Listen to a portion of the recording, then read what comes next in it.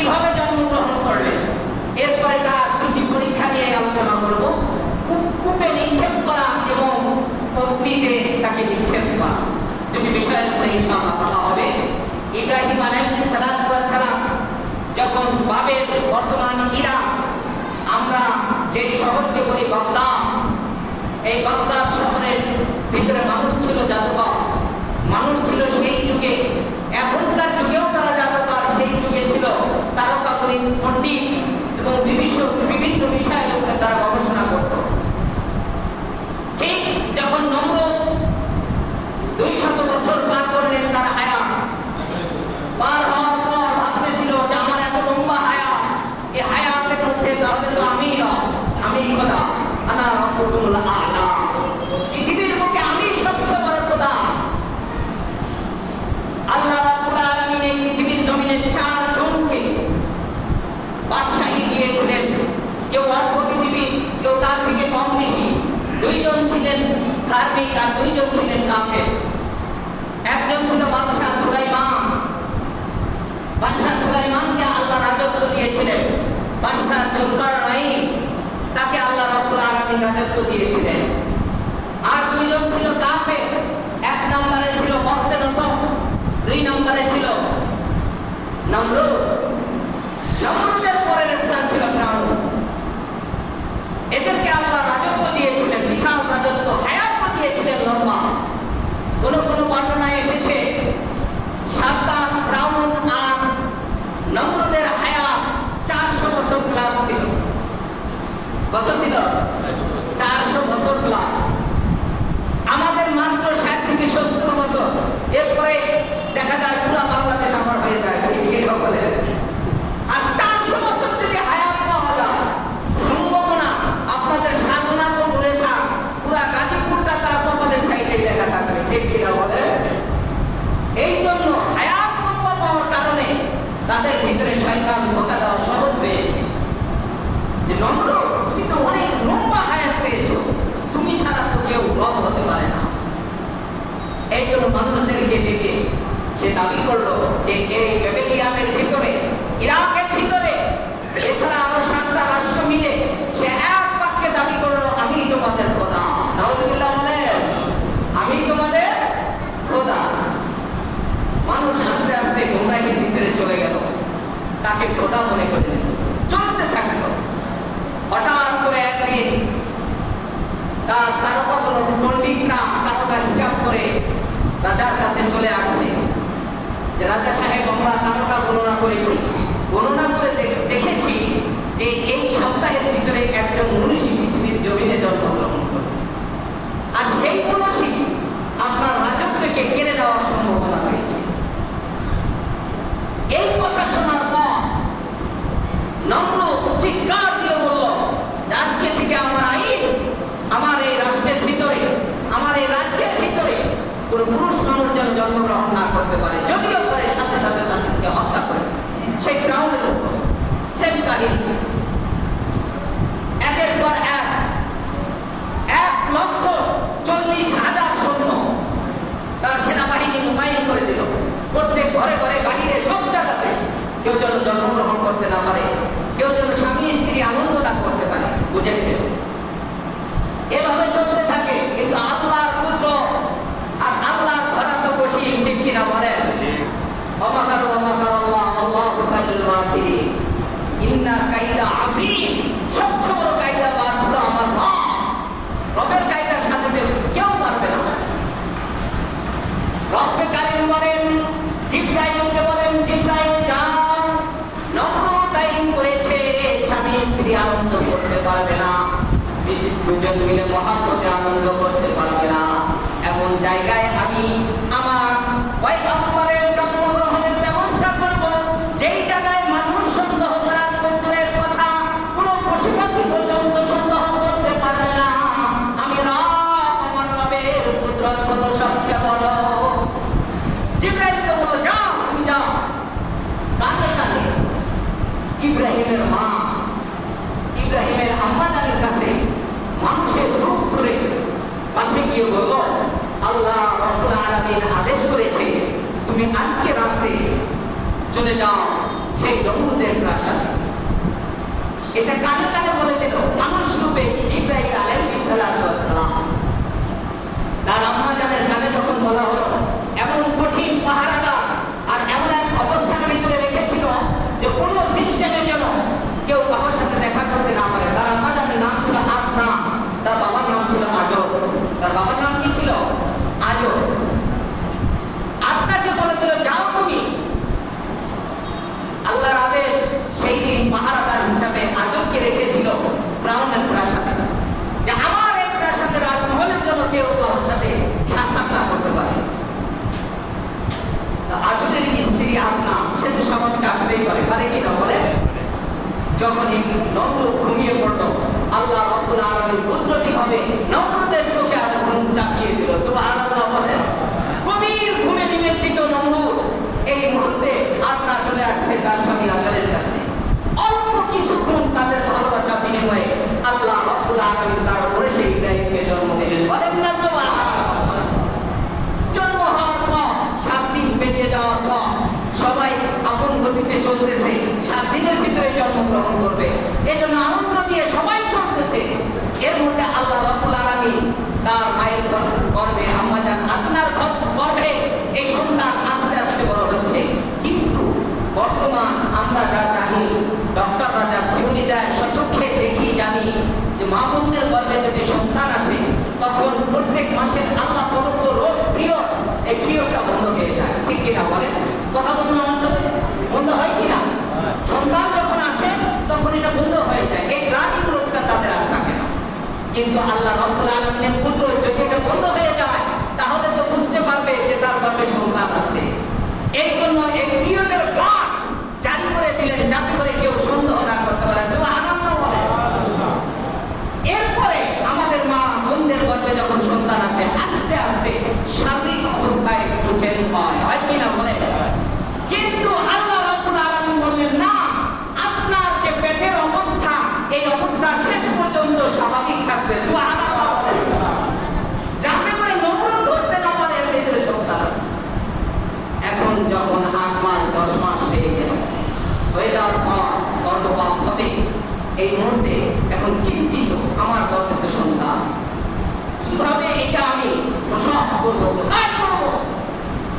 যে পাহারাদার আর যে কঠোর নিয়মে রয়েছে এখানে তো সম্ভব না।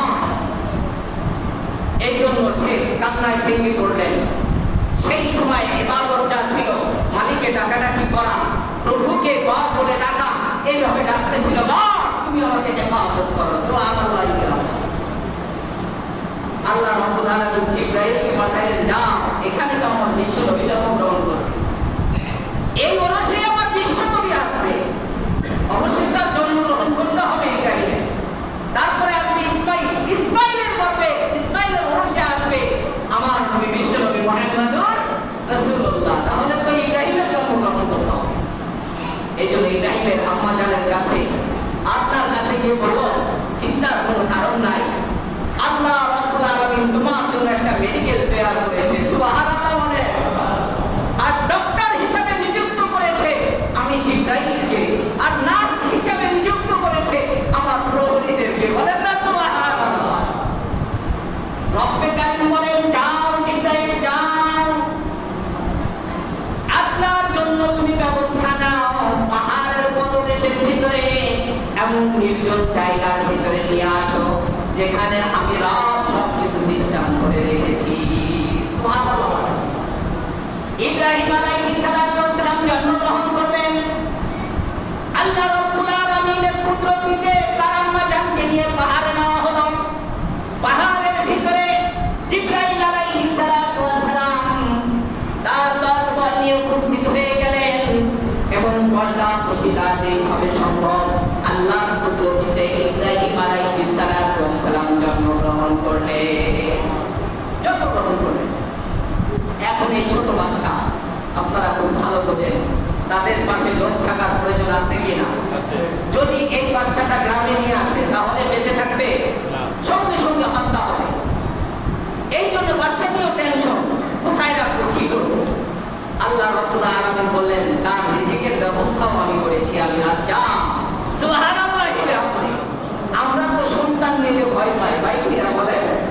একটু গায়ে লাগবে আপনাদের। আমরা দেখবেন বই পুস্তকে লেখা থাকে একটি সন্তানই যথেষ্ট, দুটির বেশি নয়, একটি সন্তানই যথেষ্ট। আছে কিনা? জন্ম নিয়ন্ত্রণ পিল ইত্যাদি ফেমিকন ইত্যাদি খাওয়া শুরু হয়ে যায়। কি জন্য জানেন? রিজিকের ভয়। কিসের ভয়? আমি আমার ক্ষুদ্র জ্ঞান থেকে বলি, আমরা ভাই আর আমার যে ভাই আর বোন, আমরা সংখ্যায় বেশি, এই জন্য এই কথা বলতে পারি। অনেকে দেখবেন এক ছেলে, শুধু এক ছেলে, ঠিক কিনা? এই ছেলেটা আদরে অনেক বড় হয়, বড় হওয়ার পর এমন আদরে বড় হয় যে বাদর হয়ে যায়, ঠিক কিনা? কথা বলা যায় না তাকে, উস্তাদিতে বড় হয়, আল্লাহকে বড় হয়।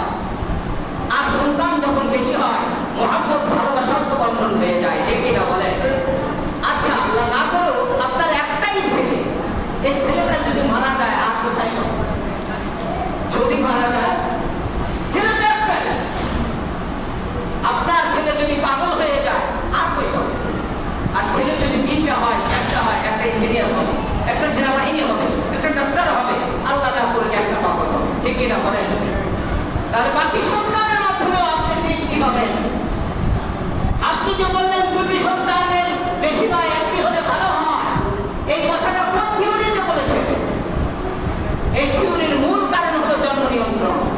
থিওরির মূল কারণ কি?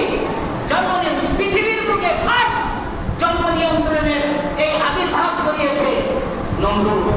জন্ম নিয়ন্ত্রণ, সন্তান জন্মগ্রহণ করতে পারবে না।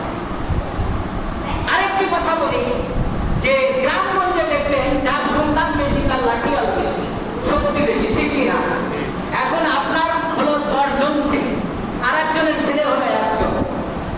জমি নিয়ে ঝগড়া, 1 ফিট জমি নিয়ে ঝগড়া হয় কিনা? কথা বলো না আমার সাথে, একটু বোঝানোর জন্য বলতেছি। 1 ফিট জমি, শুধু 1 ফিট জমি নিয়ে আমার এলাকায় 3 জন মারা হয়েছে, 3 জনই বর্তমান মাটির নিচে। তাহলে 1 ফিট জমি, এই জমি নিয়েও ঝগড়া হয়। এখন এই পাশের বাড়ি থেকে তার হলো 7 জন ছেলে, আপনার হলো 1 জন ছেলে। 7 জন যদি বের হয়, মুরব্বী যেটা আছে 7 জনের অবস্থা দেখে ওইটারও গায়ে শক্তি চলে আসে, এটা বলে ছেলেরা বের হয়েছে। এই বৃদ্ধ বাবাও যুবক হয়ে যায় যে ঠিক আছে আজকে দেখে ছাড়বো। তাহলে বোঝা গেল পাশের বাড়ি যার সাথে ঝগড়া তার তো ছেলে একটা। এমন পিঠটা দিবে দেখবেন যে রোডের ভিতরে সাপের মতো শোয়া রাখবে, ঠিক কিনা বলেন? এই অবস্থায় রাখবে আপনাকে। আর যদি আপনারও 7 জন হয়, তারও 7 জন হয়, তাহলে মোকাবেলা করা সহজ হয়, ঠিক কিনা? একজন সন্তানই যথেষ্ট, এই কথা বলবেন না, এটা মুখরি কথা। আপনি না নিলে না নিবেন, কিন্তু কথা বলা যাবে না, এটা মুখরি কথা। সোজা হবেন মরণের পর, ওই সোজা হয়ে তো লাভ নাই। লাভ আছে? কথা বলেন, লাভ আছে না? বৃদ্ধ বয়সে এখন বললেন হুজুর সন্তান দেব, তখন কি সম্ভব হবে? না, সম্ভব হবে না। তো সোজা হতে গেলে আগেই হতে হবে, পরে সোজা হলে লাভ হবে না। ইব্রাহিম আলাইহিস সালাম জন্মগ্রহণ করলেন, করার পর ইব্রাহিমকে রেখে চলে আসবেন তার আম্মা জান। জিবরাইল আলাইহিস সালাম বললেন, ও মা, তোমার ভয় হলো আমার সন্তান এখানে না খেয়ে মরে যাবে, হিংস্র প্রাণীরা খেয়ে নিবে, ঠিক কিনা বলেন? হিংস্র প্রাণী তো আছে, যদি রেখে আসি তাহলে জঙ্গলের ভয়, যদি নিয়ে যায় ফিরআউনের নমরুদের ভয়। রেখে আসলে জঙ্গলিদের ভয়, আর নিয়ে আসলে নমরুদের ভয়। কি করবো বাচ্চা? আল্লাহ রাব্বুল আলামিন বললেন, জিবরাইল তুমি ওই বাচ্চার 3টা আঙ্গুল আছে দেখো, সব আঙ্গুল তাদের, ছোট বাচ্চাদের আঙ্গুল, এই 3টা আঙ্গুল তার মুখের ভিতরে প্রবেশ করা। সুবহানাল্লাহ বলেন। 1 আঙ্গুল থেকে আমি কুদরতি ভাবে মধু বের করবো, 2য় নাম্বার আঙ্গুল থেকে আমি স্বচ্ছ দুধ বের করবো, 3 নাম্বার আঙ্গুল থেকে স্বচ্ছ পানি বের করে দেবো। বলেন সুবহানাল্লাহ। কিছু কিছু বাচ্চা আছে দেখবেন আঙ্গুল চষে, ঠিক কিনা? আছে না? আমি কি এমনি বানায় করতেছি কথাটা? আপনারা দেখবেন ঘরের ভিতরে জন্মগ্রহণ করার পর কিছু বাচ্চারা আঙ্গুল চষে, আপনি 1000 বার বের করবেন, 1000 বার মুখের ভিতরে দেবে, এই বাচ্চাকে আঙ্গুল চষা থেকে মুক্ত করবেন না। আল্লাহর কুদরতি ভাবে এই আঙ্গুলের ভিতরে তার মজা আছে, এই জন্যই সে আঙ্গুল চষে। আর বাস্তব দেখবেন এই বাচ্চাগুলো শান্ত থাকে, যে বাচ্চাগুলো আঙ্গুল চষে কান্না করতে করতে হঠাৎ আঙ্গুল মুখে দিয়ে শান্ত হয়ে যাবে। তাই আল্লাহর পুত্র হচ্ছে ইব্রাহিম থেকে শুরু, বিশ্ব নবী থেকে শুরু।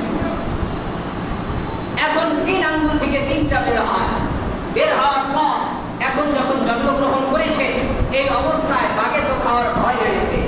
একটা বাঘ বাঘের সবচেয়ে প্রিয় খাবার হলো হরিণের গোস্ত, এরপরেই হলো মানুষের গোস্ত। মানুষের গ্রাম পাইলে হরিণ থেকে বাঘ মানুষের ধরে, এই গ্রামটা তার নাকে আসে। এখন যখন জন্মগ্রহণ করেছে ইব্রাহিম, এই মানুষের গ্রাম তার নাকে আসছে। একজন মনুষ্য জন্মগ্রহণ করেছে, বাঘ তার খুশি মনে লোক আসছে তাকে হামলা করার জন্য। রব্বে কারীম বলেন, যেহেতু তুমি এসেছো তুমি ভুল করেছো, যেহেতু এসেছো ভুল করেছো। না আসলে ডিউটি ছিল না, আসার কারণে ডিউটি হয়েছে তোমার। এখন তোমার কাজ হলো ইব্রাহিমকে পাহারা দেওয়া। সুবহানাল্লাহ। ইব্রাহিমের গায়ে যদি কোনো মশা মাছি পড়ে, তোমার এই লেজটা দিয়ে সুন্দর করে তুমি ঝাড়ু দিয়ে দাও। সুবহানাল্লাহ। আর যদি কেউ তাকে ধ্বংস করতে চায়, তুমি পাহারা দাও। তখন বাঘে দরখাস্ত করে, মানে আমি একা একা কিভাবে পাহারা দেব? একা তো সম্ভব নয়। কয় না, তোমার সাথে আরো 3 জনকে নিযুক্ত করে নাও, কিন্তু কোনো বাঘ যেন আমার ইব্রাহিমের গায়ে একটা পশম পর্যন্ত নড়াচড়া করতে না পারে। সুবহানাল্লাহ বলে। যা হোক, ধীরে ধীরে ইব্রাহিম সেখানে বড় হলেন। 7 বছর বয়স হয়েছে। তাফসীরের কিতাবে নিয়ে এসেছে 7 বছরের ইব্রাহিমকে দেখতে 14 বছরের ইব্রাহিমের যুবকের মতো মনে হয়। এই পরিস্থিতি দেখে এরপরে ইব্রাহিমের মা আদনা আজকে বললেন যে দেখো, একটা কথা বলছি, যে কথাটা বলতে আমার সাহস হয়নি। আমার একজন পুত্র সন্তান জন্মগ্রহণ করেছে, জঙ্গলের ভিতরে বাঘের সেই হেফাজতে রয়েছে। এখন সন্তান আজও বললেন, দেখি কি অবস্থা, যদি ডেট মিলে যায় তাহলে তো ওই সন্তানই হবে, আর যদি ডেট না মিলে যায় তাহলে তো আমার একজন সন্তান দরকার আছে। ঠিক কিনা বলেন? এখন সেই সন্তান ইব্রাহিমকে দিয়ে আসছে। সামনে আনার পর তাকায় দেখে যে প্রায় 14 বছর বয়স। কত? 14 বছর যদি বয়স হয় তাহলে তো সেই ডেটের সাথে মেলে না। মেলে না। এই জন্য ভাবলেন, না, আমার সন্তান তো আগেই জন্মগ্রহণ করেছে, যার কারণে আমার সন্তানকে দেখে মনে হচ্ছে যে 14 বছর বয়স। তাকে বয়স জিজ্ঞাসা করার পর বলো, তুমি কি দেখো না কেমন হয়েছে তোমার ছেলে? তুমি একটা আইডিয়া করো, আমি নারী জাত হয়ে কিভাবে আইডিয়া করবো? ইব্রাহিম খুশি, আজও খুশি হয়ে ইব্রাহিমকে রাজ দরবারে নিয়ে গেলেন। কারণ নমরুদের কথা ছিল যে সন্তানকে ধ্বংস করা, আর আল্লাহর আইন হলো যে ধ্বংস করতে চায় সেখানেই আমি ওই সন্তানকে লালিত পালিত করবো। বলেন সুবহানাল্লাহ। এখন সে বাবার সাথে থাকে, কোথায় থাকে? তার বাবার রাজ্যে, অর্থাৎ নমরুদের সবচেয়ে স্বরাষ্ট্রমন্ত্রী ছিল আপনার আজব। আবার সে মূর্তি বানাইতে পারতেন, যার কারণে তার মর্যাদা বেশি ছিল। এখন মূর্তি বানানোর পর বাপে পুঁতে মিলে মূর্তি বিক্রি করে যায়।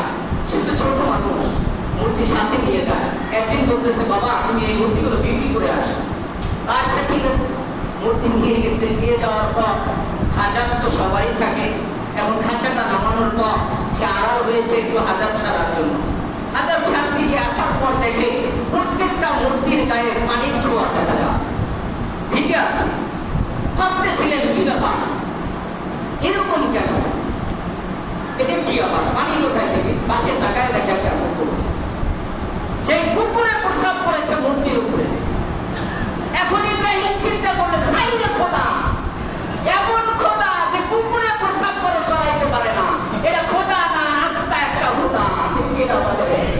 এটা খোদা না, যেই খোদা প্রসাব করার পর কুকুরে প্রসাব পায়খানা করলে সরাইতে পারে না, এইটা নাকি আবার খোদা? এরপরে সে পুকুরে নিয়ে একটা একটা করে ধুই দিয়েছে। এখন পর্যন্ত গ্রামের ভাষায় সে ডুবাই দিয়েছে, চুবাই দিয়েছে। এখন খোদাই তো কিছু করতে পারে না। আমাদের দেশে দুর্গা পূজা যখন হয় দেখবেন, সেই ব্যাকাইতে জায়গা দিয়ে বাস ঢুকাই দিয়ে তারপরে সাথে বলে, ঠিক কিনা বলে? ওইভাবে চুবায় আর বলে যে কি ব্যাপার, তুমি বলে খোদা? এমন খোদা তোমার পানি খাওয়াই দিয়েছি, কথা বলতে পারো না। এরপরে সে খোদাগুলো রশি টানায় সব বলে, এমন খোদা তুমি হাঁটো, আমার পিছে পিছে হাঁটো। একটাও হাঁটে না। রশি বাঁধার পর পিছনে কোমর বেঁধে দিছে, যা সব আর পিছনে পিছনে। বলুন, মূর্তি যদি পিছনে বাঁধা হয় আর এই মূর্তিগুলো সোজাভাবে হাঁটতে থাকবে? কথা বলুন একটু, হাঁটতে থাকবে? তাদের অবস্থা ঠিক থাকবে? বর্তমান যে যুদ্ধ চলতেছে তার থেকেও কঠিন অবস্থা হবে, ঠিক কিনা?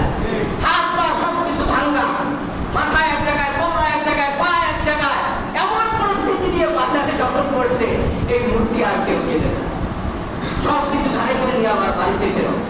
যাওয়ার পর বলছে, বাবা মূর্তি এটা কেউ কেনে না আমাদের খোদাকে, তো খোদার এই অবস্থা কেন? তো তুমি জিজ্ঞাসা, খোদার এই অবস্থা কেন?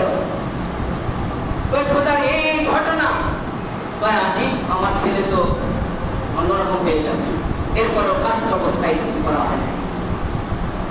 ইব্রাহিম আলাইহিস সালাম একটু বড় হলেন, 18 বছর বয়সী ইব্রাহিমকে সবাই মিলে দাওয়াত করলেন, ইব্রাহিম আমাদের মেলা হবে, মেলা, এই মেলার ভিতরে যেতে হবে তোমাকে।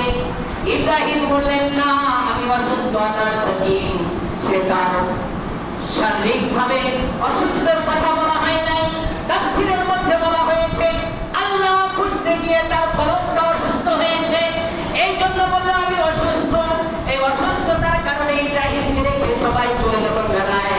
আর তাদের যে মূর্তির ঘর ছিল, এই ঘরের ভিতরে পাহারাদার হিসাবে ইব্রাহিমকে রেখে গেল।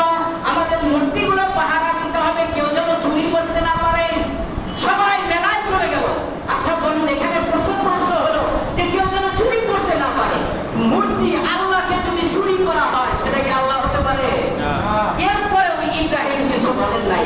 সবাই যখন চলে গেল, যাওয়ার পর ঘরের ভিতরে ঢুকে দেখে যে সেখানে নানান কিছু তাদের খাবারের জন্য দিয়েছে। এখন ভাবতেছিল যে সম্ভাবনা দূরে হওয়ার কারণে তারা খেতে পারে না, তাহলে একটু মুখের কাছে নিয়ে যাই, হা করে আছে যেহেতু সেখানে নিলে হয়তো খাইতে পারে। এই জন্য সেই পাতিটা ধরে মুখের কাছে নিয়ে গেছে, খাও, হা করেছ খাও। এখন কেউ কথাও বলে না, খায়ও না, কারণটা চিন্তা করো, খায় না দেখুন, যেহেতু তাদের শক্তি কম, আমি উঠাই দিই। আপেলটা নিয়ে মুখের ভিতরে দিছে, এরপরে চাবাইতে পারে না, খাইতে পারে না।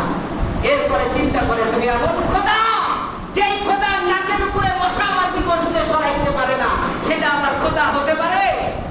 এই চিন্তা করে রাগে গরম হয়ে ওখানে একটা কুঠার ছিল, সেই কুঠার দিয়ে একের পর এক একটা করে মূর্তি ভাঙা শুরু হয়ে গেল। মূর্তি ভাঙার পর এখন শেষ মূর্তি, এই মূর্তিটা হলো বড়, হাত পা অনেক, তাদের সবচেয়ে বড় মূর্তি। চিন্তা ভাবনা করলে কেউ যদি মারি তাহলে তো আমার কোনো নিস্তার থাকবে না, এই জন্য ওইটার ঘাড়ে কুঠারটা বসায় দিয়ে এসে চলে গেছে। এখন 3 দিন পর বেলা থেকে আসছে সবাই, পবিত্র কোরআনে তাফসীর করতেছি। আসার পর দেখে যে এই অবস্থা, আমাদের খোদার আর কোনো খবর নেই, খোদার অবস্থা ভণ্ড হয়েছে। এই কাজ কে করেছে? ইব্রাহিম ছাড়া কেউ না, কারণ ইব্রাহিমই পাহারাদার ছিল। এটা ইব্রাহিমকে ডাকা হলো যে এই কাজটা কে করেছে? বললো যে দেখো কুঠারটা তার কাঠের উপরে, বড় মূর্তিটার উপরে, তাহলে তাকে জিজ্ঞাসা করো কে করেছে। এখানে ইব্রাহিম তো বলতে পারতো যে আমি করি নাই, সত্য পার্থক্য। তাফসীরে বলা হয়েছে কাবীরুন হাযা, মানে বড় মূর্তিটাকে জিজ্ঞাসা করো, এই বড় মূর্তিটা। এর মানে হলো এদের মধ্যে আমিও বড়, আমি বড় না, আমি কাজটা করেছি, কিন্তু ইশারায় করেছি ইব্রাহিম। ভাই আমাদের খোদা তো কথা বলতে পারে না, খোদা কিভাবে বলবে যে কে করেছে? ভাই এমন খোদার পূজা করো তোমরা যে খোদা কথাই বলতে পারে না, আর তার সামনে এইভাবে অবস্থা ভণ্ড হয়, সে বাঁচাইতে পারে না, সেটা আমার খোদা হতে পারে? কখনো না। এখন আদর বুঝতে পারলো ছেলে আমার বেকায়দা। এই জন্য নমরুদের কাছে বিচার, বাবাই দিল বিচার সন্তানের জন্য। এখনো দেখবেন এক শ্রেণীর মানুষ আছে, হক কথা বলতে গেলে বাবার সাথে ঝগড়া লাগে, ঠিক কিনা বলে? এখনো লাগে।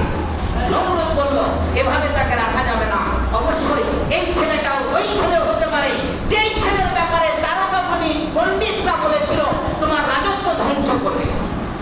সুতরাং তাকে নিক্ষেপ করো কোন একটা কূপের ভিতরে। হাত পা বেঁধে ইব্রাহিমকে নিয়ে অন্ধকার এক জঙ্গল, বিরান কূপ, সেই কূপের ভিতরে নিক্ষেপ করবে।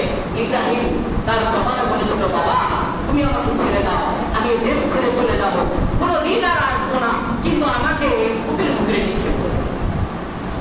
কিন্তু বাবা হয়ে তার হাত পায়ে রশি বেঁধে যখন নিক্ষেপ করবেন, ঠিক এই মুহূর্তে আল্লাহ রাব্বুল আলামিন গায়েব থেকে জিবরাইলকে বলে, জিবরাইল যাও, কূপে পড়ার আগে তুমি পাক সেজে আমার বন্ধুটাকে হেফাজত করো। বলে ইব্রাহিমকে কূপের ভিতরে নিক্ষেপ করা হবে। ইব্রাহিমকে নিয়ে যখন প্রস্তুতি নেওয়া হলো কূপের ভিতরে নিক্ষেপ করবে, ঠিক এই মুহূর্তে জিবরাইল আলাইহিস সালাম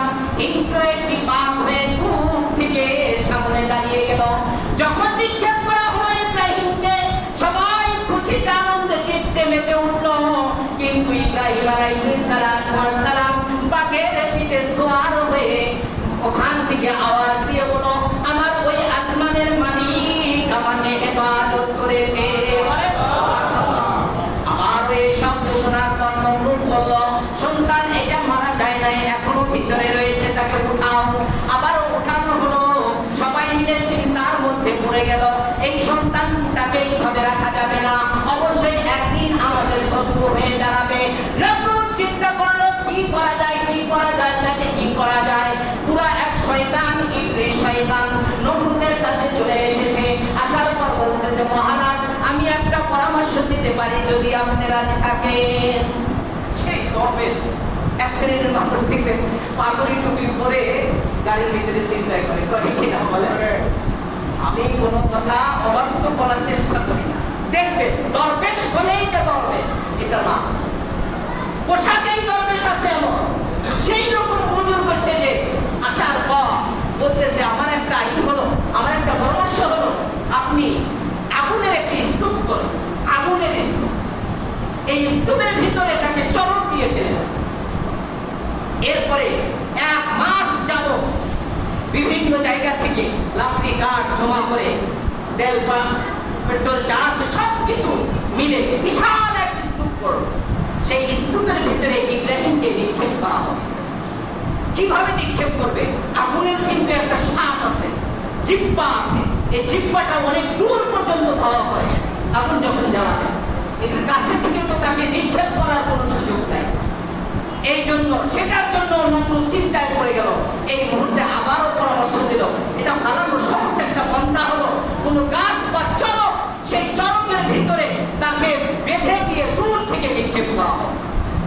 কোনো বিল্ডিং থেকে বা গাছ থেকে নিক্ষেপ করা হবে। গ্রামগঞ্জে দেখবেন যে কল আছে না, খেয়াল যেটা বলা খড়টা, এটা উঠানোর জন্য একটা চরক করা হয় কিনা বলেন? দূর থেকে উঠানো যায়, সম্ভব হয়। এইরকম পরামর্শ দেওয়ার পর তারপরে নমরুদ এই কাজটাই করলো। কিন্তু সেখানে চরকে যখন বেঁধে দেওয়া হলো ইব্রাহিমকে বাঁধার পর যখন বারবার উঠানোর চেষ্টা হচ্ছে, এই মুহূর্তে জিবরাইল তার দলবল নিয়ে ইব্রাহিমের ঘাড়ের উপরে বসে গেছে। বলেন না সুবহানাল্লাহ। যতবার চেষ্টা করে ইব্রাহিমকে নিক্ষেপ করবে, কিন্তু উঠানোর শক্তি হয় না, কারণ ওখানে আল্লাহর কুদরত শুরু হয়েছে। ইন্না কায়দা আযীম, আল্লাহর সবচেয়ে বড় কায়দা শুরু হয়েছে। এটা নিয়ে আবার নমরুদ চিন্তিত, কিভাবে পালাতে পারে। আবার পরামর্শ দেওয়া হলো, এখানে হতে পারে ওই যে আসমানের রহমতের কিছু ফেরেশতা এসেছে, সেও বলে আসমানের রহমতের ফেরেশতা এসেছে। কথা বুঝেন? শয়তান অবশ্য। কি করা যায়? করার একটাই উপায় হলো, এখানে কিছু নর্তকী আনতে হবে, বেহাইয়াপনা করতে হবে, নাচ গান করতে হবে, আর তাদেরকে পুরস্কার স্বরূপ কিছু দিতে হবে। এই জন্য প্রত্যেকের কপালে একটা করে টিপ বসে যাবে। বর্তমান যে মা বোনেরা টিপ ব্যবহার করে, মনে রাখবেন ফতুয়া, এটা হলো সেই নমরুদের টিপ। যারা ব্যবহার করবে, মুসলিম জাতির এটা টিপ হতে পারে না, হিন্দুরা ব্যবহার করে। এইটা দেখে দেখে আমাদের মা বোনেরাও কি শুরু করে দিয়েছে টিপ ব্যবহার করা। এটা সেই চিহ্ন, অগ্নির চিহ্ন, যে তারা নাচানাচি করবে, গান করবে, আর রহমতের ফেরেশতা চলে যাবে, তখন তাকে নিক্ষেপ করা সহজ হবে।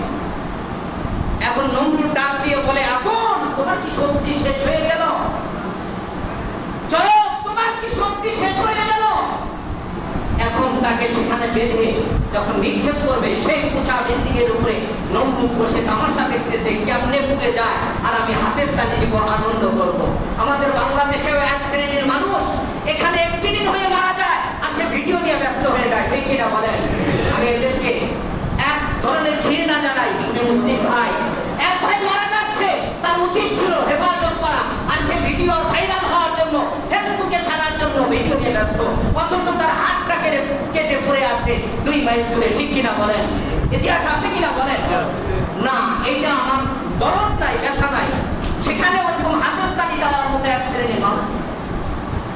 এখন হাতের তালি দিবে, যখন তাকে ফেলে দিবে, এইভাবে তো ফেলে দেওয়া যাবে না, মান-ইজ্জতের ব্যাপার, উলঙ্গ করতে হবে। উলঙ্গ কে করবে? ইব্রাহিমকে যে ফেলে দিতে পারবে, উলঙ্গ করতে পারবে, সেই যুগে 2000 দিরহাম উপহার দেওয়া হবে। এখন তার বাবা ভাবতেছিল যে আমারই তো সবচেয়ে মান-ইজ্জতের ঘাটতি, তাহলে পুরস্কারটা ছাড়বো কেমনে, আমিই কাজ ইসলামের এই লুঙ্গি জামা সব কিছু বলতেছে আর বেরি পড়াইতেছে। ওই সময় বলে, বাবা তুমি না আমারই বাবা, তুমি কিভাবে এটা করতে পারো? ভাই আমি করতে পারি, আমার সেই 33 কোটি দেব তুমি মুখে তুমি কালি লাগাইছো এর জন্য। এখন সবকিছু প্রস্তুতি নিয়ে তাকে নিক্ষেপ করা হলো। নিক্ষেপ করার পর ইব্রাহিমকে যখন নিক্ষেপ করা হয় তখন সে দূর থেকে দেখে আর হাসে আর আনন্দ করে।